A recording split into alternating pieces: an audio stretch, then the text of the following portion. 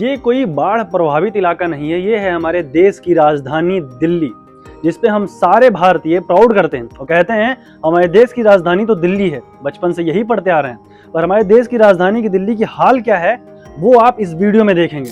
1,00,000 करोड़ का बजट होता है दिल्ली का हर साल का, वहाँ पे वाटर सिस्टम को सही कराने का, कूड़ा हटाने का, जल भराव को रोकने का और दिल्ली की सड़कों को और कई इलाकों को साफ रखने का। पर 1,00,000 करोड़ क्या सच में यूजफुल हो रहा है? क्या दिल्ली की गलियों में, दिल्ली की चौराहों पर, दिल्ली की जो जल भराव होते हैं वो सही हो रहे हैं? ऐसा बिल्कुल नहीं हो रहा है। आप ये एक रिपोर्टिंग वीडियो देख सकते हैं, जो द न्यूज़ चैनल है, द न्यूज़ पिंच करके, उनकी वीडियोज़ हैं, जो वहाँ पे वो ग्राउंड रिपोर्टिंग करने गए थे। उन्होंने दिल्ली की उस इलाके का ऐसा हाल देखा कि सच में कह रहे थे ये नरक से कम नहीं है। वहाँ के स्थानीय लोग भी कह रहे थे कि हम लगभग 6 महीने से 7 महीने तक इस नरक में रह रहे हैं। हमारे बच्चे इस नरक से ही स्कूल डेली पढ़ने जाते हैं। हमारे जो बड़े हैं वो घर से इसी रोड का, इसी गली का इस्तेमाल करके रोज़ काम पे जाते हैं। हमारी महिलाएं, हमारी जो बहन बेटियां हैं, वो भी अपना रोज़मर्रा के काम से इसी सड़क, इसी गली का यूज़ करती हैं। गली में घुटनों तक पानी भरा हुआ है। वो पानी इतना ज़्यादा गंदा है कि उसे नज़रों से देख के ही लग जाता है कितनी ज़्यादा पॉल्यूशन है उस पानी में, कितना ज़्यादा ख़राब है। और उससे स्मेल तो इतनी बुरी आ रही है कि सच में जैसे हमारे आपके चौराहे आसपास में जो नाले होते हैं ना, वो हाल है दिल्ली के हर चौराहे और गलियों का, नालों की तरह। और इस हालत में दिल्ली के लोग रह रहे हैं, जबकि उन्होंने अपना जो अधिकार होता है मतदान का, वो मतदान करके अपने जो सबसे अच्छे नेता होते हैं उनको चुना है, ताकि दिल्ली की गलियों को, दिल्ली के चौराहों को, दिल्ली के इलाकों को साफ रखें, सुविधा रखें वहाँ पे, ताकि लोग उस सुविधा में रह सकें, अपने आप को सेफ फील करा सकें, अपने आप को ये फील करा सकें कि हम जिस देश में रहते हैं उस देश में कितनी सफाई है, कितनी सुरक्षा है, लोगों के लिए कितनी व्यवस्थाएं हैं। पर सच में क्या दिल्ली का वो हाल है? देखने को नहीं मिल रहा है। बीते वीडियोज़ में हम ये भी देख सकते हैं यहाँ पे कितनी जगह पे कूड़े से पानी को रोका जा रहा है। कूड़े से बड़े बड़े टैंकर्स में, बड़े बड़े ट्रक्स में कूड़े भर के लाए जाते हैं और उस गलियों में जो पानी भरा हुआ है उसमें ऐसे डाल देते हैं। अब आप सोचिए किसी पानी और कूड़े का मिलाव क्या बनेगा? कीचड़ ही तो बनेगा, जो कि दिल्ली की सरकार बना रही है। अगर अब दिल्ली की सरकार से आप सवाल पूछते हैं तो वो कहती है आज से थोड़ी है, ये तो सालों सालों से है। तो सवाल भी ये है कि अगर ये सालों सालों से है तो और कितने सालों तक दिल्ली ऐसा ही रहेगा?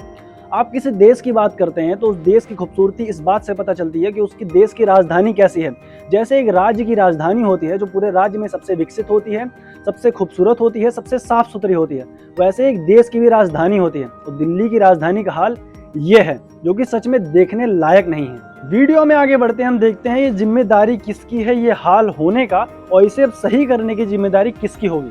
तो मैं साफ साफ कह रहा हूँ ये जिम्मेदारी है दिल्ली की नगर पालिका की, जो दिल्ली की जो म्युनिसिपल पार्टीज़ हैं उनकी जिम्मेदारी है। क्योंकि लाखों लाखों करोड़ों करोड़ रुपए सरकार जो बजट पास करती है वह इनके ही नेताओं को, इनके ही अधिकारियों को देती है। अब ये अधिकारी फंड को पूरा देते हैं कॉन्ट्रैक्टर को, या फंड का कुछ प्रतिशत या हिस्सा काट लेते हैं, वो पूरे भारत की जनता को पता है।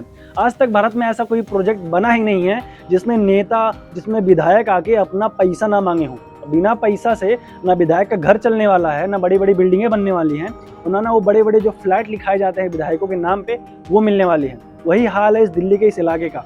ये इलाका है दिल्ली का शर्मा एनक्लेव, जो कि मुबारकपुर में है, जो दिल्ली का उत्तरी पश्चिमी हिस्सा कहा जाता है। ये काफ़ी पिछड़ा एरिया भी माना जाता है, क्योंकि दिल्ली जैसे शहर में, इतनी हाईटेक, इतनी AI सिटी शहर में ये इलाका होना लोगों के विश्वास से परे है। लोग कहते ही नहीं अरे ये दिल्ली में है ही नहीं।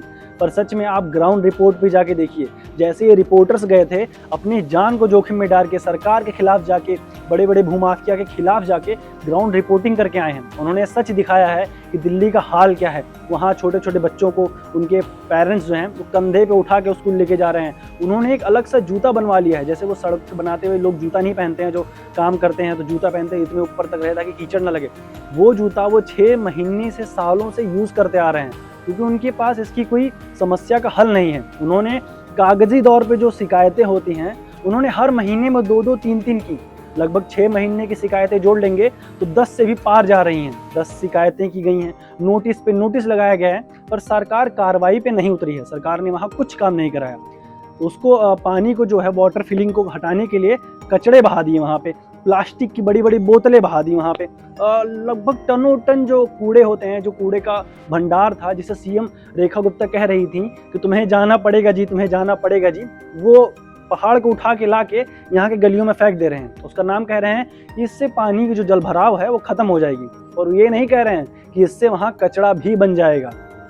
अब लास्ट वीडियो को मैं यहाँ ख़त्म करते हुए कहते जाता हूँ कि जो दिल्ली का हाल है सच में बहुत भयावक है। वहाँ की पॉल्यूशन, वहाँ का इतना ज़्यादा जो गंदगी देखने को मिल रही है, सोच के भी लगता है कि दिल्ली वासी कैसे वहाँ रह रहे हैं। ना पानी की व्यवस्था है, ना इलेक्ट्रिसिटी वहाँ पे मिल रही है, आप हवा भी ढंग से सांस तक नहीं ले सकते हैं। और रहने खाने की व्यवस्थाएं ये हैं, आप अगर रोज़ स्कूल जाते हैं, सड़क पे जाते हैं, काम करने जाते हैं, तो आपको इन गलियों से गुजरना होगा। ये है दिल्ली के लोगों का हाल।